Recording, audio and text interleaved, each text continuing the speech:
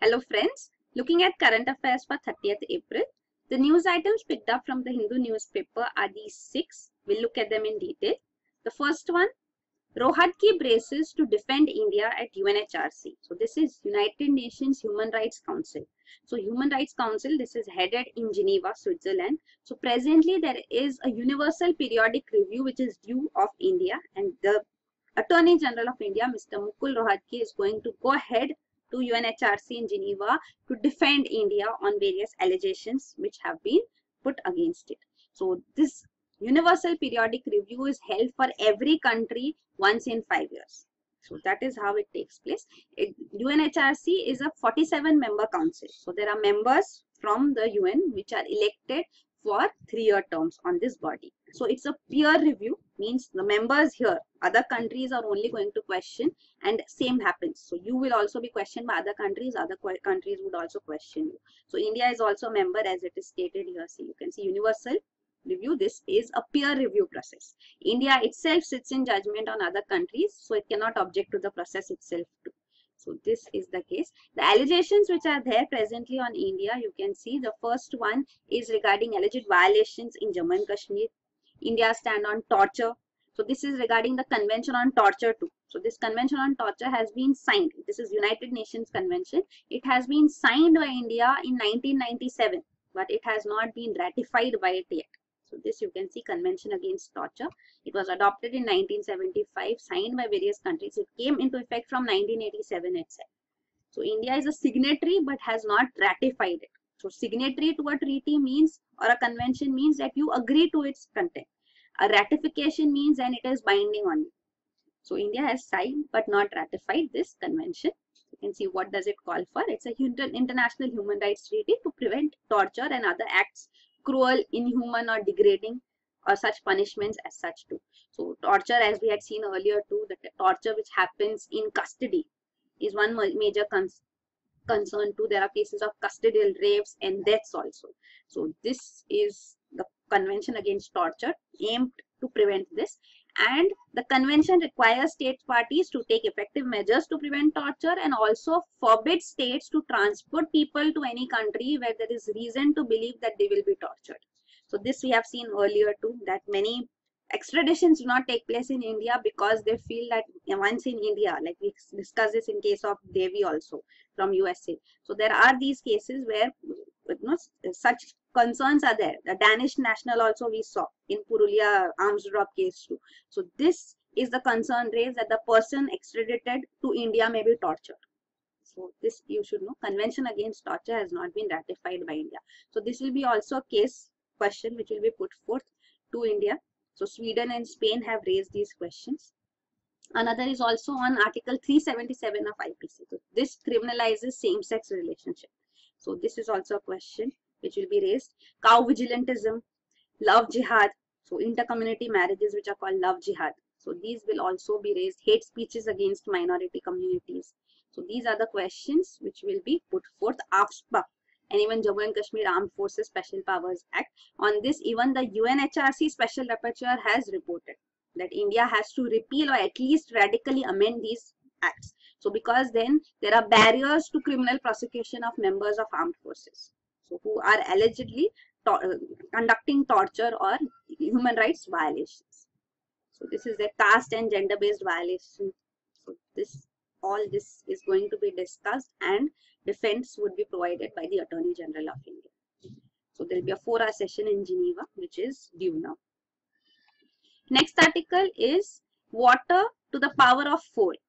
So this is an article on 4 waters. So 4 waters is a technique to improve groundwater levels and raise 3 crops a year is also possible with this.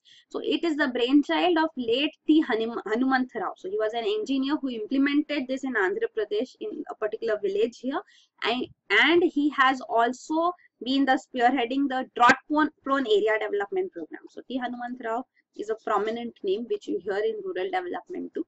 So here this 4 waters technique which he conceptualized is basically focusing on 4 areas for water. So that is rainwater, surface water, groundwater, and maintenance of soil moisture.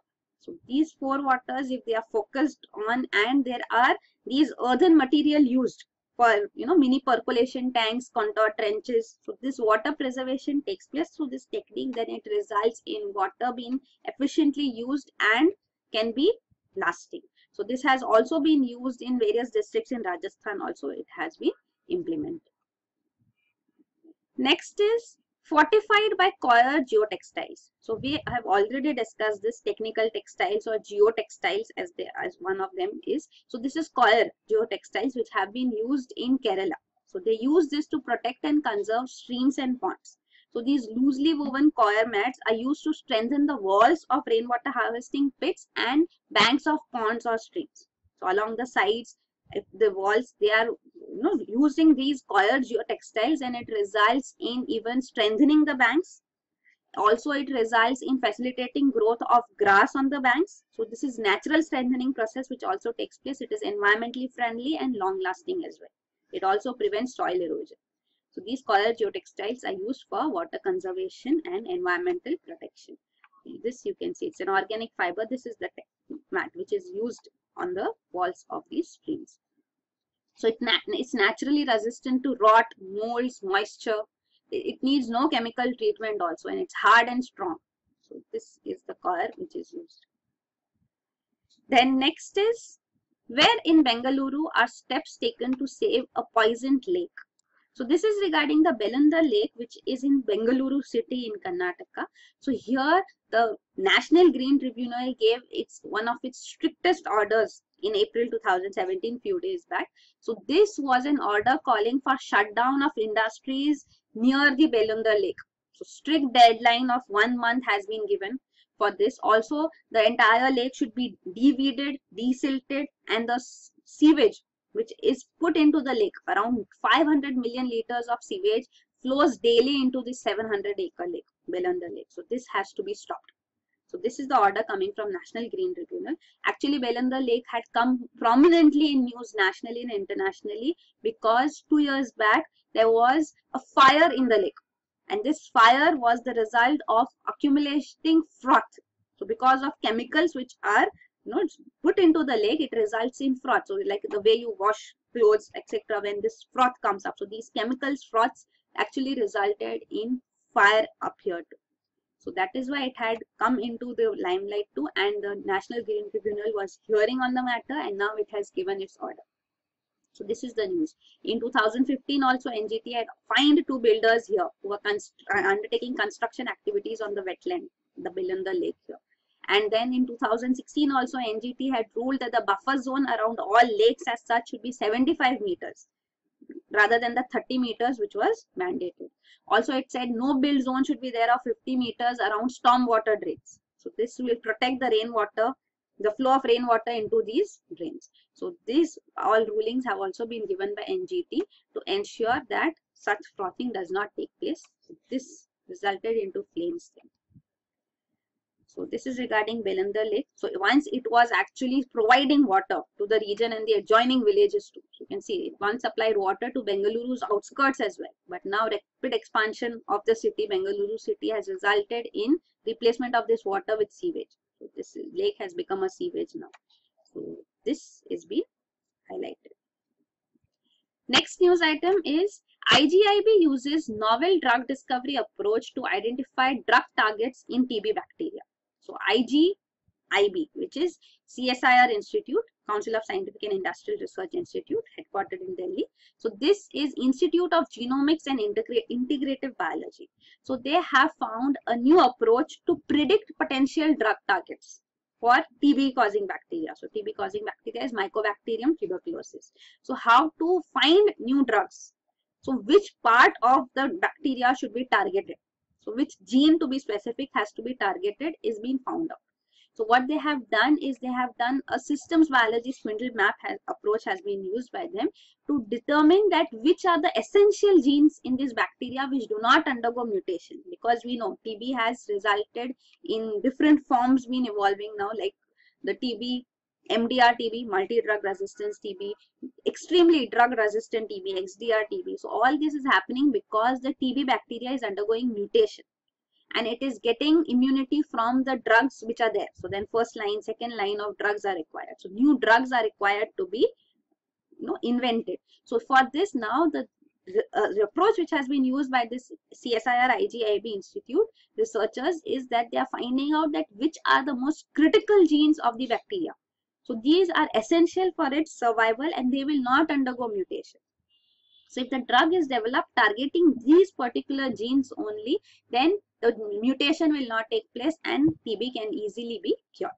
So this is the approach which they have used. So they have listed down all these essential genes. They came to 116 essential genes which are present in this Mycobacterium tuberculosis. And out of these 116, they saw that out of these, which ones do not have any similarity with human genome sequence. Because if a drug is developed which will be targeting a particular gene, but humans also have that gene, then it would result in toxicity for the humans. So that is why all this also was determined, and they finally came down to 104 genes which had no similarity with the human genome sequence also. So this will target only the TB bacteria and not harm human cells. Out of these 104 also, they shortlisted 33 genes. So these are the 33 genes which play an essential role in bacteria metabolism. They don't undergo any mutation in any of the TB strains. There are 1,623 TB strains. So this 33 genes don't go mutation in any of this. So that is why these, even the multi-drug resistant TB strains, they see that there is no mutation in these 33 genes. So finally, these 33 genes are essential for bacteria, never undergo mutation, and they would be lethal. If they undergo mutation, it would be lethal for their survival, and they don't affect humans as well. So now drug discovery would be done targeting these particular genes. So if these genes are targeted, then the bacteria would not survive and TB can be eliminated. So this is also, they have done a study on the present TB drugs. So in the present well-known TB drugs like isoniazid and others, they have seen that there are mutations, and that is why the TB drug resistance develops. The current drugs which are there presently, like the bedaquiline. So bedaquiline shows no mutation. So that is what it is, the target of bedaquiline. So the gene which has been targeted here by bedaquiline shows no mutation. So this is going to have a longer life and will ensure that the TB bacteria is eliminated and the disease cured. So this is regarding the present research. Then the next news item, the last one, is what's powering the rupee. So the rupee is presently appreciating. So why is the rupee appreciating is the question, because dollar rupee rate which was there for long was stuck at the 66 level. 66, it had gone to up to 68.852. Now rupee is appreciating means rupee strengthening means for as such 1 rupee, the $1, the amount of rupees which you would get is at around 63.93. So that is the exchange rate. $1 is equal to 63.93 rupees. So if you can get $1 in a lesser amount of rupee, means rupee is strong. So that is called appreciation presently happening, because from high level it's coming down to lower. So this, why is it taking place? The reasons given here is because of external factors too, like the Brexit referendum which brought in uncertainty. The dollar pound rate also declined, plus even the victory of Donald Trump as US president also resulted in the dollar becoming weak. And now we are seeing that there are strong foreign inflows into the country. So these FPI, foreign portfolio investments, are coming even after the recent assembly elections in Uttar Pradesh, where BJP came with a huge victory margin. So this has resulted in confidence in the Indian economy increasing and spur of FPIs. So these are portfolio investments. Second is the weak dollar. So because dollar is presently running weak, India is benefiting. The reasons which can result in rupee appreciation ending also, rupee again falling, are trade deficit. So trade, we are having our imports increasing, we are having our exports also increasing, but imports are increasing more than exports. So the trade deficit is widening. We have discussed this aspect earlier too. So because both are increasing, but when already we have a trade deficit and imports are increasing at a much faster pace. So deficit which we have, because in imports we have to pay money. In exports we are getting foreign exchange. So that is why we are having this trade deficit also increasing, and majorly imports are oil and gold. So these are also said to be bullish presently, means their prices are also going to increase. So it would result in an import bill also increasing. So that is one aspect. And this is the current account deficit. So because of trade deficit, the current account deficit which we have is also widening. So this is there. So this will affect the Indian rupee. Rupee depreciation may also take place. Second is external debt. The external debt which we take has also increased. So our short-term debt has also come down, and long-term debt has also come down. But long-term debt has come down sharply, but short-term debt has still continued to be reasonably high. It has not come down to a significant extent. So this is another aspect which will affect the Indian economy and the rupee depreciating. But we have a strong forex reserve, so this can help in tackling the debt situation too. So RBI is also planning to increase its forex reserve also, because presently when rupee is doing strong, means it's cheaper to buy dollars now, so we may buy more dollars too. So this will also stop further appreciation of Indian rupee too. Now appreciation of Indian rupee is not good for the exports. So to encourage exports, if rupee appreciation takes place to a high extent, means their exporters are earning dollars, but in return of dollars they'll get less of rupees. So it's not good for them, encouraging for them. So that is why we do not want further appreciation of the rupee as well, because it will affect our exports to that extent. So that's why RBI may also intervene to arrest further strengthening of the currency too. So they may sell the rupees and buy dollars, because dollars are cheaper too. So this will further increase the forex reserves also and take care of our debt situation also. Then another aspect is that the rupee is overvalued is also felt. So this is because if you look at REER, real effective exchange rate. So 6 currency trade weighted REER, if it is seen, the value is 106. So if REER is greater than 100, means the currency is overvalued. If it's less than 100, it means it's undervalued. So you can clearly see for 6 currency trade also, and for even 36 currency trade weighted REER, it is 117. So these values clearly show that rupee is overvalued. So when rupee is overvalued and there is further strengthening which would take place, it would erode the competitiveness of rupee in the international market. So as we just discussed, that exports would from India would become difficult. So that is why to ensure competitiveness, further strengthening is not desirable. So this is shown here. This is nominal and real effective exchange rate shown. So nominal effective exchange rate means simply the price of one currency in terms of number of units of another currency. But when purchasing power parity, inflation is taken into consideration. So price indices means inflation is taken into consideration, then you get the real effective exchange rate. So this is shown here. So here you can say it does not say anything about purchasing power of that currency, etc. And then another thing is about devaluation, revaluation, depreciation and appreciation. Presently what we were talking of rupee strengthening was appreciation of rupee. So appreciation of rupee means value of the currency increases in the market. Depreciation means value of the currency decreases in the market. And devaluation and revaluation, again devaluation you understand decreasing, revaluation increasing, but these are not because of market factors, but because of the government intervening, the central bank of the country intervening. So if the country itself decides that this will be the exchange rate, so there are free floating exchange rates and fixed exchange rates too. For free floating exchange rates like US dollar is completely market controlled, market determined, governments cannot intervene. So that is a hard currency. But for other currencies which are fixed, the value is fixed by the governments, then those are called fixed exchange rates. They can devalue and revalue. So India also at many points of time has devalued the currency. So if we feel the need, we have done that too earlier. So this you can see in a fixed exchange rate system, this is done by the central bank. So this is about these terms. So that is it. Thank you.